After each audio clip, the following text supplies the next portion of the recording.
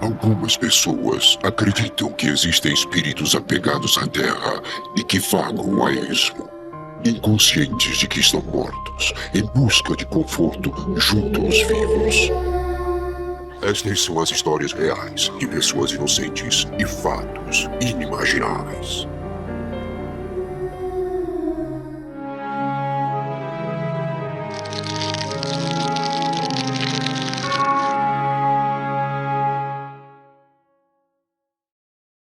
Primeiro caso: morei na casa de um assassino. Olá, eu me chamo Ana e quero narrar uma história sobre algo que aconteceu comigo. São lembranças que até os dias de hoje fazem os meus pelos da minha nuca se arrepiarem e os meus joelhos tremerem feito gelatina. Tudo ocorreu há alguns poucos anos, mas para mim ainda parece que os fatos terríveis que vivenciei aconteceram na semana passada. Eu tinha acabado de arranjar um emprego e precisava de um lugar para morar, que fosse perto do trabalho. Qualquer lugar, para falar a verdade, seria conveniente, já que eu tinha acabado de ser despejada do meu apartamento depois de uma discussão séria com o proprietário, que, para se vingar, me botou para fora. Nesse momento da minha vida, eu estava ainda que provisoriamente morando na casa do meu namorado. Para conseguir chegar no trabalho, eu estava levando mais de 2 horas de viagem, e para voltar para casa, tinha dia que levava 3 horas. Eu já não aguentava mais isso. Também não tinha dinheiro para comprar um carro e estava realmente precisando desse emprego. Assim, depois de muito procurar, eu acabei encontrando uma casa para alugar, bem mais perto do meu local de trabalho. Era uma casa pequena e bem antiga, perdida no meio de um mar de prédios. Não era lá grande coisa. Tinha muito que arrumar naquela casa para que ela ficasse realmente habitável e confortável. Mas o aluguel era bem barato, comparando com outros imóveis daquela mesma região. Depois de olhar com bastante atenção as outras opções de imóveis que haviam por ali, eu percebi que não conseguiria coisa muito melhor. Então, acabei resolvendo me mudar para lá mesmo. Mais tarde, eu fiquei sabendo que a casa tinha sido construída há mais de 70 anos. Quando finalmente me mudei para lá, fiquei mais tranquila. Tudo estava bem. Nada de anormal tinha acontecido comigo. Eu apenas tinha a sensação de que às vezes a casa ficava um pouco mais fria que o habitual, mas eu não via problema nisso. Graças ao meu chefe, que me tratava como uma escrava, eu não passava muito tempo lá dentro, então eu não me incomodava muito com os problemas da casa. Tudo ia muito bem, até que mais ou menos umas 5 semanas depois da minha mudança, eu os ouvi pela primeira vez. Gritos. Sim, gritos de deixar os cabelos em pé e os pelos do corpo completamente arrepiados. Ah, mas eu também ouvia passos. Passos pesados, firmes, que me assustavam ainda mais, porque eram acompanhados de um som como se algo estivesse sendo arrastado. Eu achei que tudo isso poderia estar vindo da casa vizinha, onde morava um casal que vivia brigando e gritando um com o outro. Então, eu apenas tentava ignorar o barulho. Até um certo momento em que eu ouvi os passos ecoando pelo corredor da minha casa e, novamente, com um barulho de algo sendo arrastado junto. Naquela ocasião, eu não tive dúvida e chamei a polícia na hora. Eles, é claro, depois de muito procurarem, acabaram não achando nada de errado com o lugar. Depois disso, eu comecei a ouvir aqueles sons quase todas as noites, até várias vezes por noite, por quase um mês, até que eu decidi enfrentar o intruso. Meu namorado estava passando a noite comigo neste dia, então aproveitei a presença dele e decidi que já era hora de enfrentar os meus medos. Eu não tinha condições e nem queria fazer isso sozinha. Ele dificilmente tinha tempo para ir lá em casa, por causa do trabalho, por isso ele não tinha ido antes. Nós esperávamos, apreensivos e nervosos, até que os gritos começaram a ecoar pela casa. Meu namorado já não era mais o super-herói que tinha ido passar a noite comigo, depois de ouvir aquilo. Mas mesmo assim, ele foi na frente, procurando a origem daquela gritaria. Notamos que eles estavam vindo de um quarto, que eu praticamente nem usava, e que ficava nos fundos da casa, no andar de cima. Resolvemos inspecionar o cômodo. Assim que entramos, o quarto ficou com um ar pesado e completamente gelado. Dava para ver a respiração saindo da nossa boca. Foi aí então que eu vi aquilo. O nosso coração disparou quando vimos uma imagem que ficará queimada na minha retina para todo o sempre. Estava ali, diante de nós, um homem alto e magro, um pouco transparente e com um leve brilho pálido saindo do seu corpo. E ele nos encarava com seus olhos negros e desalmados. Essa coisa estava do outro lado do quarto, com um corpo que parecia ser de uma mulher bem ensanguentado e todo mutilado, caindo aos seus pés. Um grito ficou congelado na minha garganta e o meu coração parou junto com a minha respiração. Eu estava totalmente imobilizada. Eu queria fugir, correr o mais rápido possível dali, mas as minhas pernas simplesmente não me obedeciam. O homem levantou um pouco a cabeça e continuou nos encarando maliciosamente. Foi aí que ele disse: Você acha que eu não te vi, Marcela? Você acha que eu não vou fazer o mesmo com você? E enquanto ele falava, ficava apontando para o corpo dilacerado aos seus pés. Isso foi o suficiente para eu conseguir recuperar minhas forças e o controle do meu corpo. O meu namorado e eu corremos o mais rápido que podíamos pelo corredor. E ainda assim, logo atrás de nós, eu podia ouvir os passos daquele ser. Eu posso ver você. Você não pode se esconder de mim. Dói muito, querida, mas vai estar tudo bem quando eu finalmente terminar. Marcela! Marcela!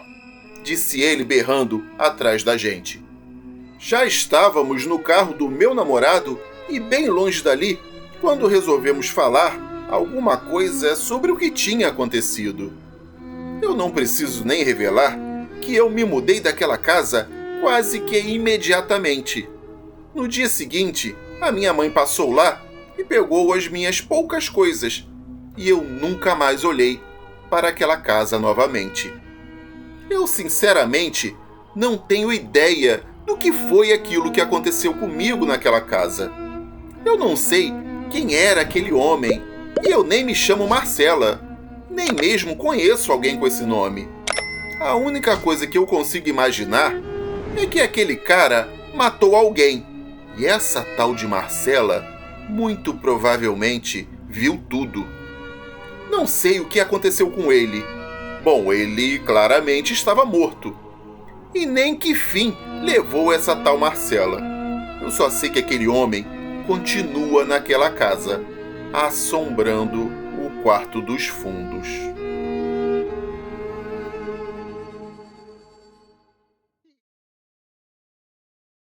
Segundo o caso, foi assim que eu perdi a cabeça. Olá, eu me chamo Rodrigo e o caso que vou narrar é sobre uma coisa muito estranha e incrível que aconteceu comigo e até hoje eu não tenho ideia do que era. Esse fato me deixou mais curioso do que com medo ou preocupado e até hoje o evento não sai da minha cabeça. Eu nunca falei nada para ninguém sobre aquilo que me ocorreu, porque eu tenho certeza de que ninguém acreditaria em algo tão fantástico assim. Só agora eu resolvi desabafar através da internet e assim me sentir um pouco mais leve. Um dia, como outro qualquer, eu acordei de manhã bem cedo para trabalhar e fui preparar o café da manhã. Enquanto eu esquentava o pão e fervia a água para o café, eu resolvi pegar o jornal para começar a ler as manchetes. Eu fui até a porta da frente e o meu cachorro foi junto comigo. Caminhamos lado a lado até o local onde o jornal era geralmente deixado. Então, abri a porta e ainda estava aquela penumbra da manhã, nem claro, nem escuro, contudo levemente enevoado. Eu achei o jornal e fui pegá-lo, como sempre faço. No que eu estou chegando perto, eu vejo, no meio do quintal, entre as minhas plantas, algo que parecia ser uma cabeça. Mas não podia ser uma cabeça. Não fazia sentido. Então, eu achei que era o meu sono, que ainda estava bem pesado, me fazendo ver coisas. Só que, subitamente, ela se mexeu. E aí sim, eu vi que realmente era uma cabeça. Não era de gente, nem de bicho nenhum que eu já tenha visto. Parecia um pouco com a cabeça de um macaco, mas toda preta e sem pelo nenhum. Ela era do tamanho de uma bola de futebol, só que em formato oval. De repente, ela começou a se virar para um lado e para o outro, como se estivesse estudando o terreno, observando e analisando tudo o que tinha em volta. Eu cheguei a pensar que estava sonhando e que ainda estava na cama. Mas isso não podia ser, pois eu sabia que já estava acordado. Eu tinha uma clara consciência daquilo. Eu realmente estava vendo uma estranha cabeça preta no meu quintal. Então, parece que o cachorro finalmente percebeu que havia alguma coisa errada no ambiente e também a viu. Imediatamente, ele começou a latir para aquela coisa. Aquela cabeça olhou para nós dois e eu vi aqueles olhos imensos e amarelos que ocupavam quase metade do rosto dela. Ela abriu a boca, como se estivesse rosnando, e mostrou aqueles dentes sujos e podres para nós. Eu estava apavorado, mas meu cachorro apenas curioso. E quando ele chegou um pouco mais perto para cheirar aquela coisa, ela simplesmente afundou no chão e desapareceu. Eu não acreditava no que eu tinha visto. Fui até a sala de casa, acendi a luz do quintal e voltei lá para fora. O cachorro estava feito louco, andando de um lado para o outro, procurando a cabeça. Eu fui até onde ela estava e não tinha nada lá. Nenhuma marca, nenhuma depressão, nada. Eu deixei aquilo de lado e voltei para a cozinha. Quando cheguei lá, a minha esposa já estava tomando café com as crianças. Então, eu também tomei o meu café da manhã e fui embora trabalhar, sem falar nada para ninguém sobre o que eu tinha visto no quintal. Quando eu voltei do trabalho, o quintal estava uma bagunça só, todo revirado. Eu entrei em casa e vi que o cachorro estava preso lá dentro. Quando ele viu a porta abrindo, saiu correndo para o quintal e começou a cavar em vários lugares. Os meus filhos falaram que ele fez isso o dia inteiro, Por isso o quintal estava todo bagunçado e ele preso dentro de casa. Depois de 3 dias, o cachorro finalmente parou de cavar o quintal e nunca achou nada. Eu não sei o que era aquela cabeça, mas eu sei que eu não imaginei aquilo, já que o meu cachorro ficou louco tentando achar ela também. Ele foi a minha única testemunha daquele fato fantástico. Tem momentos que eu fico imaginando o que poderia ser aquilo, mas não consigo chegar a nenhuma explicação lógica. Será que era algo de outra dimensão? Eu acho que eu nunca vou saber, a não ser que ela aparecesse de novo, mas isso eu prefiro que não aconteça.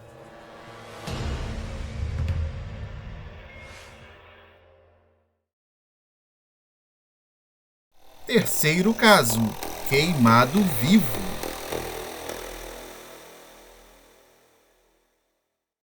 Olá, eu me chamo Elisa, moro na região sul do país e a minha história aconteceu há cerca de 1 década, mais ou menos.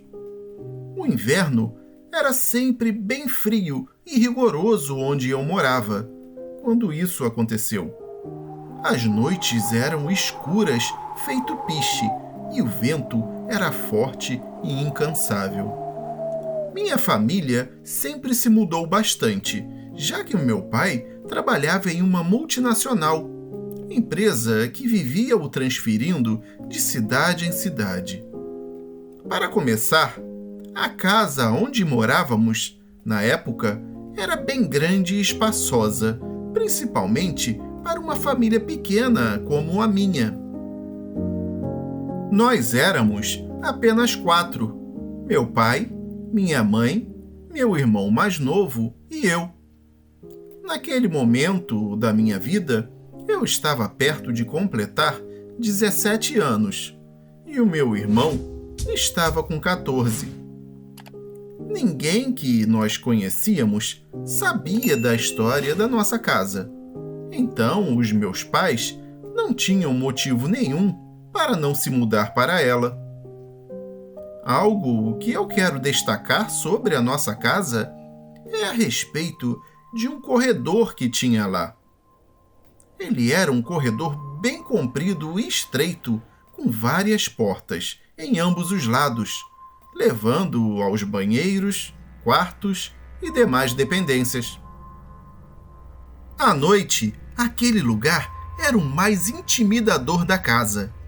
Depois que anoitecia, eu só passava por ele correndo, geralmente para ir para o meu quarto, que ficava no fim desse corredor. Naquela noite, da qual eu nunca vou me esquecer, os meus pais foram jantar fora e o meu irmão foi dormir cedo porque estava doente e com febre. Eu estava na cozinha, preparando a minha sobremesa favorita, sorvete de creme completo, com calda, chantilly e tudo mais que eu tinha direito. Coloquei todos os pratos que sujei na pia e fui para a sala assistir televisão tomando o meu sorvete. Assim que o sorvete acabou, eu desliguei a TV e fui escovar os meus dentes para ir para a cama, pois eu já estava com bastante sono. Depois de me aprontar para dormir, misteriosamente eu comecei a sentir um cheiro muito forte e ruim. Era um cheiro bem estranho, um odor como se tivesse algo queimando. Eu imediatamente corri de volta para a cozinha para ver se o forno estava ligado, mas estava tudo desligado. Olhei todas as tomadas da casa para ver se havia algum curto-circuito, mas eu não vi nada fora do normal. Achei aquilo bem esquisito, pois a casa toda estava fechada, então o cheiro não poderia vir de fora. Como eu não tinha encontrado nada de errado pela casa, eu simplesmente ignorei aquele odor e fui para a cama com a barriga cheia de sorvete. Acordei 2 horas depois, lá pela meia-noite. Os meus pais ainda não tinham voltado, mas eu já estava acostumada a isso. Eles geralmente chegavam tarde mesmo. Eu tinha acordado com o barulho de uma porta batendo, e foram várias batidas. Eu logo pensei, deve ser o idiota do meu irmão. Então, eu pulei da cama com uma raiva descontrolada, doida para ir gritar com ele e mandar ele parar de fazer barulho bem no meio da noite. Eu andava rápido, do jeito que muitas adolescentes enfurecidas fazem quando não estão de bom humor. Eu abri a porta do quarto dele, pronta para soltar os cachorros e gritar com toda a força da minha garganta. Mas antes disso acontecer, eu percebi que ele estava dormindo em um sono pesado e profundo. Estava até babando no travesseiro. Nesse momento, o medo começou a tomar conta de mim. Rapidamente, eu fui para a outra ponta do corredor e abri a porta que levava à sala. Essa porta tinha uma tranca no meio da maçaneta, um botãozinho que você aperta para trancar e destrancar a porta. Então, eu abri a porta e passei para a sala. Nessa hora, eu comecei a sentir de novo o cheiro de alguma coisa queimando. Imediatamente, eu senti um arrepio na espinha. Os pelos dos meus braços se arrepiaram completamente. O ar à minha volta estava extremamente gelado. Como eu disse anteriormente, todas as janelas estavam fechadas, já que a minha mãe nunca abria uma janela, ainda mais no meio do inverno. Automaticamente, a minha cabeça virou para o outro lado da sala quando eu vi, de relance, alguém entrando na cozinha. Eu senti um frio no estômago e uma onda de energia se espalhou por todo o meu corpo. O primeiro pensamento foi o de sair de casa o mais rápido possível. Mas aí eu lembrei que o meu irmão estava lá, no quarto dele, dormindo. Ah, não, eu pensei, eu vou ter que voltar. Então, corri de volta para o corredor e fui direto ao quarto do meu irmão. Eu o agarrei e lhe dei logo uma boa sacudida. Falei com ele num tom de voz mais alto, mas sem fazer muito barulho. Eu disse, a gente tem que sair daqui, tem alguém na casa. Ele arregalou os olhos e saiu correndo pela porta do quarto dele. E eu fui logo em seguida. Quando a gente chegou em frente à porta do corredor, que dava para a sala, o meu irmão deu um encontrão nela e a porta se escancarou totalmente. Meu irmão passou por ela e foi para a sala, mas quando eu ia fazer o mesmo, já que eu estava indo bem atrás dele, a porta simplesmente bateu com tudo na minha frente, me deixando presa no corredor. Eu girei a maçaneta para abri-la, mas parecia que estava trancada. Quando eu coloquei a mão nela para apertar o botão para destrancá-la, outra vez senti aquele fedor de alguma coisa queimada. Só que dessa vez, o cheiro estava muito mais forte. Eu virei e vi uma pessoa parada na outra ponta do corredor. Eu fiquei em pânico. Ele estava se aproximando de mim, ainda que andando bem devagar. Só que havia algo de estranho com ele. Parecia que o corpo inteiro dele estava coberto por uma crosta negra. Eu gritava desesperadamente, mas mesmo assim me concentrei em destrancar a porta. Parecia que justamente naquele momento o mecanismo da maçaneta estava emperrado. Enquanto isso, ele ia se aproximando mais e mais, e aquele cheiro horrível ficava cada vez mais forte. Lágrimas começaram a escorrer pelo meu rosto enquanto eu berrava para a porta, rezando para ela destrancar. Eu gritava o nome do meu irmão e a figura sinistra só ficava cada vez mais perto de mim. Agora, ela já estava a uns 4 passos de distância. Tudo o que eu podia fazer era gritar. Eu comecei a dar socos na porta inteiramente em pânico. Eu batia e gritava, até ver que aquele homem havia parado bem diante de mim. Eu achei que eu estava destinada a morrer dentro da minha própria casa. Ele esticou o braço e agarrou o meu ombro. Nesse momento, eu gritei, "Não!", como se a minha vida dependesse daquilo. E até onde eu sabia, dependia mesmo. Então, a porta abriu-se violentamente. Era o meu irmão. Ele me agarrou pelo braço e me puxou. Assim, saímos correndo sem nem olhar para trás. Eu sentia uma dor imensa no local onde o homem tinha me agarrado. Era a pior dor que eu já tinha sentido em toda a minha vida. Eu não parava de chorar e ainda assim berrava com o meu irmão, perguntando por que ele não tinha ido antes. Ele falou que assim que a porta bateu atrás dele, me trancando no corredor, ele voltou para abri-la, mas não conseguia destrancá-la de jeito nenhum. Também disse que me ouvia gritar e bater, porém a porta não cedia. Quando ele me ouviu gritar a palavra não, com toda a força, ele se jogou na porta com tudo e só assim conseguiu fazer com que ela abrisse. Eu não conseguia parar de chorar. Eu chorei enquanto ficava na rua, esperando os nossos pais. Eu chorei quando eles chegaram. Eu chorei quando a gente foi para um hotel.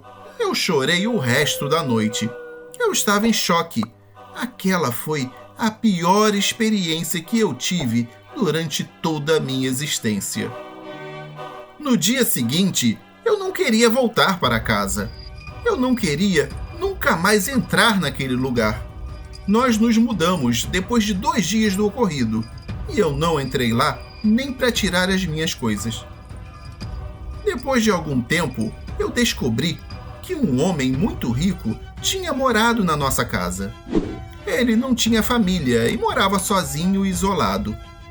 Numa noite de inverno, ele acendeu a lareira e acabou dormindo. Naquela noite, a mangueira do gás do fogão arrebentou e isso causou um incêndio na casa, matando aquele homem. Desse modo, de um jeito horrível e doloroso, ele foi queimado vivo e o seu corpo foi completamente carbonizado. Depois disso, alguns parentes distantes dele reformaram a casa e a venderam. Até hoje, eu imagino se ele ainda não continua por lá, rondando a casa durante as noites mais frias de inverno.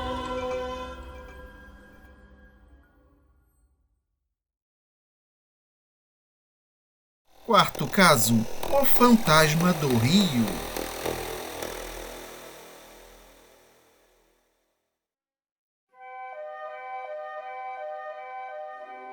Saudações! Meu nome é Anderson e o relato que estarei narrando não aconteceu exatamente comigo, mas com um velho amigo meu. Um de total confiança. Eu o conheço bem e da forma como ele contou o fato, eu acredito em sua veracidade. Algum tempo atrás, este meu amigo disse que iria ao seu sítio, o qual ficava à beira de um rio bastante conhecido na divisa do estado de Minas Gerais com São Paulo. Ele comentou que precisava ir lá para podar o mato que estava alto, pois ele iria dar uma festa no local, e gostaria de deixar tudo preparado e arrumado. Foram ele e mais 2 amigos. Planejaram ir de manhã e voltar logo depois do almoço, mas inesperadamente uma forte chuva caiu na região e isso impossibilitou que eles saíssem no horário planejado. Devido ao barro e à lama que se formou com a tempestade, o seu veículo provavelmente ficaria atolado. Ainda mais pelo fato do automóvel estar com o tanque cheio, pois estaria ainda mais pesado. Eu já estive no sítio do meu amigo e posso dizer que o local é de fato muito bom, com várias camas confortáveis, televisor na sala, antena parabólica e fogão a gás. Mas como não havia comida para toda a noite, eles decidiram ir até uma cidadezinha próxima para comprar algo para fazer um churrasco. Obviamente não poderiam ir de carro, então para facilitar a ida resolveram cortar caminho navegando pelo rio em um pequeno barco, por um trecho de 1 quilômetro mais ou menos, onde da margem até a cidade, seria mais fácil chegar a pé. Assim eles foram, na pequena embarcação com um motor de popa. Já no retorno, por volta das 22 horas depois de ficarem na cidade esperando a última pancada de chuva passar, voltaram para as margens do rio, onde o barco encontrava-se amarrado. Subiram nele e ligaram o motor. Mas para terminar a maré de azar, a gasolina estava por um fio de acabar. Então, como era perto e eles estavam a favor da correnteza, só pegaram impulso e foram guiando o barco com os remos. Estava muito frio naquele sábado, então todos os 3 amigos queriam remar um pouco, para esquentar. Quando foram trocar os remos, um dos amigos os tirou da água para entregar para os 2 que estavam na traseira da embarcação e nesse meio tempo ficou tudo em silêncio. Foi quando eles ouviram um barulho na água, como se alguém estivesse nadando. Imediatamente imaginaram que para entrar na água com aquele frio, só podia ser um animal. Talvez uma capivara, que é um animal muito comum na região. Estavam tranquilos, pois o som era bem natural, apesar do horário. Também pensaram que como a região tinha muitos pescadores, podia ser até mesmo algum deles que se aventurou a entrar na água fria para arrumar as redes de pesca. Entretanto, essa tranquilidade logo passou. Já avistando as luzes do sítio de onde haviam saído, ou seja, quase chegando, o som na água começou a se misturar com os ruídos que uma pessoa faz quando está respirando, ofegante com um ar de desespero.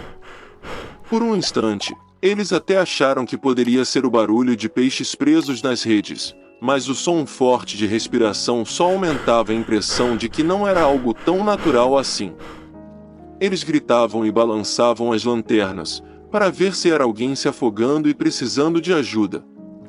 Puseram os remos na água, para o caso de ser realmente alguém em apuros, pois assim essa pessoa poderia se agarrar a um dos remos para se salvar. A cada segundo, o som era mais próximo e mais forte.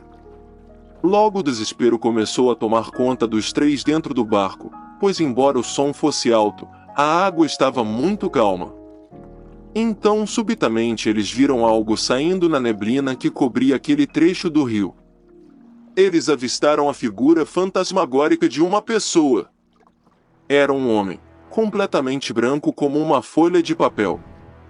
Mas a aparição ainda estava por se revelar completamente. Assim que a neblina que envolvia aquele ser se dissipou, eles perceberam que era algo muito mais assustador, e isso deixou os 3 sem palavras. O homem estava sobre as águas do rio, mas ele não encostava nelas. Podia-se ver nitidamente que ele flutuava sobre a superfície do rio, mas sem as 2 pernas. Apenas a cabeça, o tronco e os braços eram visíveis. Ele simplesmente não tinha a parte de baixo do corpo. E para dar o toque final, aquele ser que estava como que dormindo ou inconsciente com a cabeça caída para o lado, repentinamente abriu os olhos. Naquele momento todos gritaram e ficaram apavorados, pois os olhos do homem eram brancos assim como todo o seu corpo. Um deles até vomitou dentro do barco, pois não tinha coragem de pôr a cabeça para fora. Aquele espectro os olhou por alguns segundos e depois desse tempo sumiu, se desfazendo dentro da neblina que o envolveu. Os 3, tomados pelo total desespero, começaram a remar como podiam, desde que não precisassem colocar as mãos na água, pois naquele momento, a água era a última coisa que eles queriam ter contato. Com muito custo alcançaram a margem. Tiraram forças de onde não tinham, para conseguir chegar ao sítio.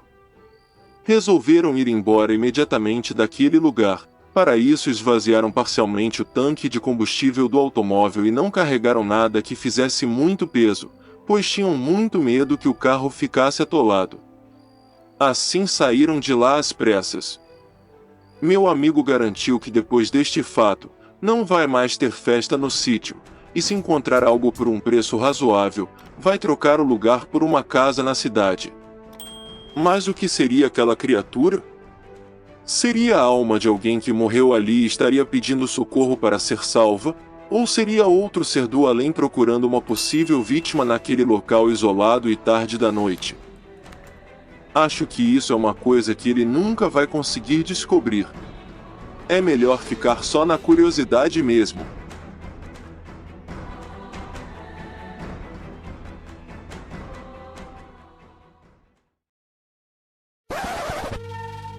Antes de assistir ao último caso, deixe a sua curtida e escreva nos comentários o nome de qual cidade e estado do país você está nos assistindo. Muito obrigado pela sua participação.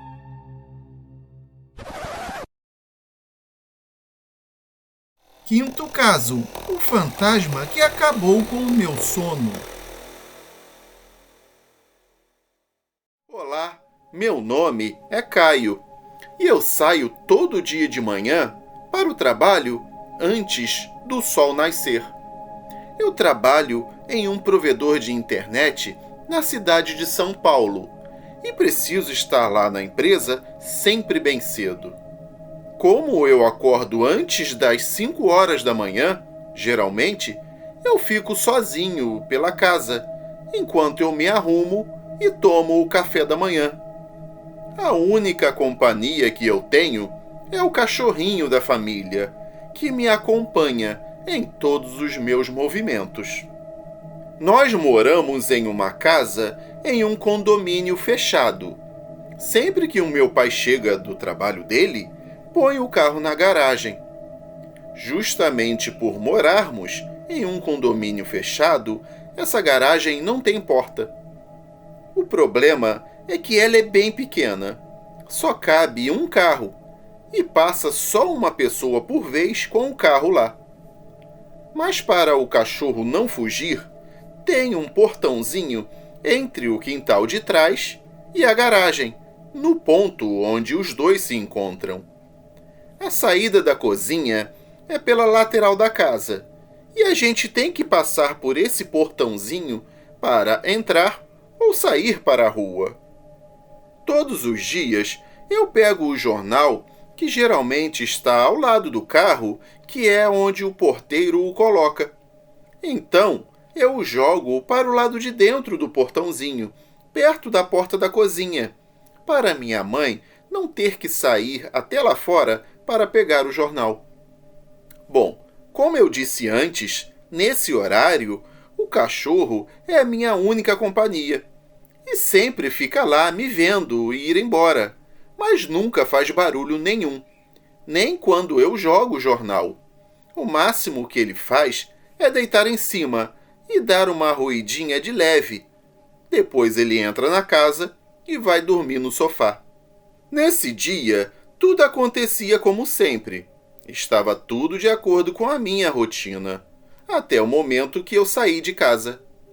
No que eu coloquei o pé para fora, eu senti um arrepio muito estranho. Lá fora estava tudo escuro. Havia apenas a luz fraca do poste que fica perto de casa, mas que não chega a iluminar muita coisa. Aquele silêncio todo estava me incomodando. Eu passei pelo portãozinho que eu mencionei e o meu coração começou a acelerar. Eu olhei para o jornal e fui pegá-lo como sempre. A cada passo que eu dava para chegar mais perto do jornal, eu sentia os músculos das minhas pernas ficarem cada vez mais fracos. Eu não tinha ideia do que estava acontecendo comigo. Eu cheguei até o jornal e me abaixei para pegá-lo, quando eu ouvi o último som que eu gostaria de ouvir naquele momento. O meu cachorro rosnando, pois ele só rosna quando se sente ameaçado ou com medo. Eu estava abaixado, do lado do carro do meu pai, e dei uma olhada em toda a volta. Não vi nada, mas o cachorro continuava rosnando. Eu resolvi que já estava na hora de ir embora de uma vez. Então, eu joguei o jornal por cima do portão e me apoiei no carro para me levantar. No que eu estou me levantando e olho para dentro do carro, eu juro que quase morri de uma parada cardíaca ali mesmo. Do lado de dentro do carro, através do vidro, eu vi uma garotinha de uns 8 anos de idade sentada no banco do passageiro na parte da frente do carro, com um vestido muito antigo e com um tom de pele bem azulado. Ela estava com uma cara muito séria. Parecia que estava brava com alguma coisa. No que os seus olhos se encontraram com os meus, eu senti um pânico que eu nunca tinha sentido antes. O pavor tomou conta de mim. Eu queria gritar, mas não conseguia soltar um barulho sequer. A única coisa que eu consegui fazer foi pular para trás e cair no meio de um monte de vasos de plantas que tem na parede onde a garagem acaba. O cachorro não parava de latir e eu só conseguia pensar: ela me viu, ela me viu, ela me viu. Mesmo assim, eu levantei no meio daquelas plantas todas e saí correndo. Depois de algum tempo, o cachorro parou de latir. Eu resolvi voltar e ver o que tinha acontecido. E então, eu o vi deitado em cima do jornal, roendo a ponta dele. O carro estava vazio e trancado. Não tinha sinal nenhum da menininha em qualquer lugar. E toda aquela sensação de medo havia sumido. Depois de dar uma olhada rápida de longe na garagem, eu resolvi ir trabalhar. E eu nunca mais vi aquela menininha de novo. Eu jamais contei essa história para alguém, até agora. Eu nunca senti tanto medo na minha vida como naquele momento. Mas pelo menos eu perdi todo o sono que eu ainda sentia.